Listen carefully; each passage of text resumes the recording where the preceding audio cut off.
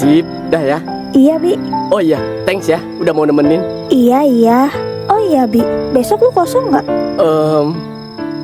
Waduh, kalau gua bilang kosong, ntar kesannya cowok murahan lagi gua. Sebenarnya sih padat, temen gua nyuruh benerin motor. Emangnya mau ngapain? Enggak deh, nggak jadi. Ya nggak apa-apa, kalau lu mau ada perlu mah. Gampang itu mah, gua cancel. Enggak. Udah nggak usah. Ih, jangan gitu dong. Udah nggak apa-apa, emang ada perlu apa? Udahlah, nggak usah. Olip, bentar Lip. Ya kan, tau gitu gua yahin. Kampret lah, so sibuk lagian gua. Mana ada sih yang nyuruh gua benerin motor? Sore itu, rumah Tante Laras terasa berbeda. Lebih hidup, bukan hanya karena senyum yang tak lepas dari wajahnya sejak pulang dari kafe, tapi juga karena Olive sedang bersiap keluar rumah. Olive berdiri di depan cermin, merapikan rambutnya pelan. Bukan berdandan berlebihan, hanya sedikit lebih rapi dari biasanya. Kaos putih, jaket tipis, celana hitam. Sederhana, tapi ada rasa deg-degan yang tak bisa ia sembunyikan. "Mah, Olive keluar sebentar ya," ucapnya dari kamar. Bu Laras menoleh cepat.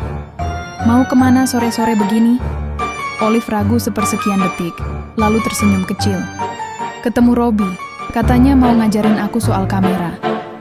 Bu Laras mengangguk, senyumnya tetap hangat. "Jangan pulang malam." "Iya, Ma." Saat pintu ditutup, Bu Laras berdiri sendiri di ruang tengah. Mawar merah masih terletak rapi di vas kecil.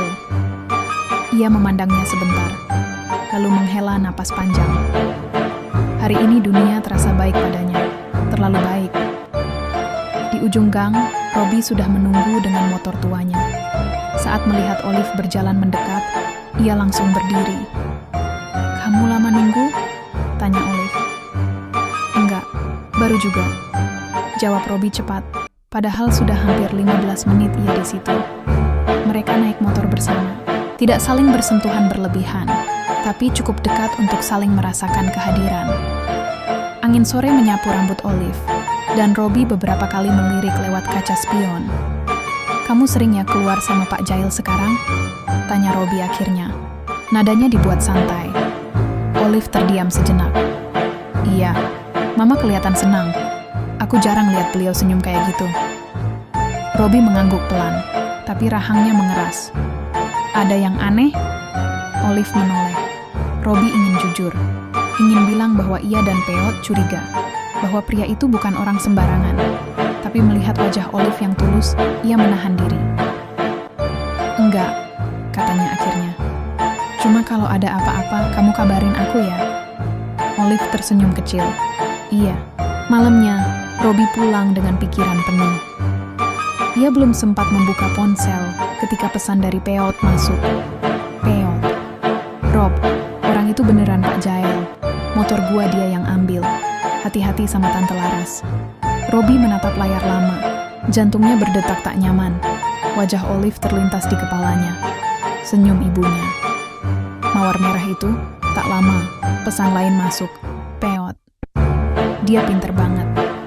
Kalau udah deket sama keluarga, susah dibongkar." Robi menghembuskan napas berat. Ia sadar, ini bukan lagi urusan motor. Ini urusan orang-orang yang mulai ia pedulikan. Di sisi lain, Olive duduk di kamar sambil membuka galeri ponselnya. Ada satu foto yang Robi ambil sore tadi. Foto dirinya tertawa tanpa sadar. Ia menatap foto itu lama, lalu tersenyum kecil. Ia merasa aman di dekat Robi. Tenang. Berbeda dengan Pak Jail yang terlalu rapi, terlalu yakin, terlalu sempurna. Namun ia belum tahu bahwa dua dunia ini, dunia ibunya dan dunianya sendiri, sebentar lagi akan bertabrakan. Dan Robi, tanpa Olive sadari, sudah bersiap berdiri di tengahnya. Sejak sore itu, nama Pak Jail tidak lagi sekadar nama di kepala Robi. Ia berubah menjadi rasa tidak nyaman yang terus mengganggu, seperti suara dengung yang tak mau pergi.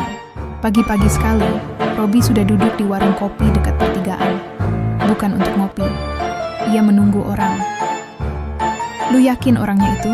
tanya Kona pelan sambil duduk di seberangnya. Robi mengangguk. "Yakin, terlalu yakin." Ia membuka ponsel, memperlihatkan foto buram yang sempat ia ambil diam-diam kemarin sore.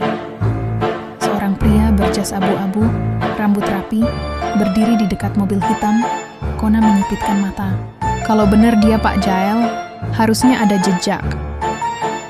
Dan orang kayak gitu pasti pernah ninggalin masalah, jawab Robi. Robi mulai dari yang paling dekat. Ia mendatangi pasar kecil tempat Pak Jael sering lewat bersama Bularas. Ia pura-pura tanya soal kafe, soal pria rapi, yang sering kelihatan seperti orang kantor. Orang itu, kata seorang ibu penjual gorengan, sering senyum, sopan, tapi nggak pernah belanja. Pedagang lain ikut nimbrung. Datang, lihat-lihat, terus pergi. Kayak cuma pengen kelihatan. Kalimat itu menempel di kepala Robi. Siangnya, Robi ke bengkel motor di ujung desa. Tempat motor peot terakhir terlihat sebelum hilang. Bang, pernah lihat motor bebek merah? Platnya begini. Robi menyebutkan. Pemilik bengkel berpikir lama. Pernah, dibawa orang pakai jaket rapi. Bukan orang sini. Kemana arahnya? Keluar desa, tapi balik lagi sore harinya. Sendirian. Robi menelan ludah. Sore menjelang malam, Robi berdiri di seberang rumah Tante Laras. Bukan mengintip, mengawasi. Ia melihat Pak Jael datang tepat waktu. Selalu rapi, selalu tenang. Selalu tahu kapan harus tersenyum. Robi memperhatikan satu hal yang tak bisa dijelaskan dengan logika. Pak Jael tak pernah terlihat gugup. Bahkan di tempat yang asing, ia bergerak seperti sudah menguasai ruang. Olive keluar sebentar mengantar minum. Robi membalikkan badan. Ia tak ingin Olive melihatnya di sana. Malamnya, Robi menerima telepon dari Peot. Rob, suara Peot berat. Bapak gua nemu sesuatu. Apa? Nama Pak Jael itu palsu, aslinya beda. Dia pernah pindah-pindah kota. Dan di satu tempat dia ninggalin perempuan sama utang. Robi memejamkan mata. Dan satu lagi, lanjut Peot lirih, dia biasa deketin janda. Cepat, manis. Habis itu ngilang. Telepon terputus. Robi duduk lama di pinggir jalan. Di kepalanya wajah Bularas muncul. Senyum bahagia yang sudah lama hilang, kini kembali. Dan Olive, yang mulai membuka hatinya. Sedikit demi sedikit. Robi sadar, ini bukan cuma soal membongkar kebohongan. Ini soal waktu. Kalau ia terlambat, Bularas bisa terlanjur percaya. Kalau ia terlalu cepat, Olive bisa membencinya. Dan Pak Jael tak akan menunggu. Pak Jael bukan orang bodoh. Ia hidup dari membaca orang tatapan, jeda napas, perubahan kecil yang sering luput dari perhatian. Dan beberapa hari ini, ada yang tidak beres. Sore itu, ia duduk di teras rumah Bularas. Teh hangat di tangannya sudah dingin, tapi ia belum menyentuhnya. Matanya menatap jalan depan rumah, seolah santai, padahal pikirannya bekerja cepat. 2 hari berturut-turut, ia melihat motor yang sama melintas pelan. Pengendaranya selalu menunduk, pura-pura menyalakan ponsel. Terlalu rapi untuk kebetulan. Pak Jael tersenyum pada Bularas. Saya ke kamar kecil sebentar ya, Bu. Begitu masuk, senyum itu lenyap.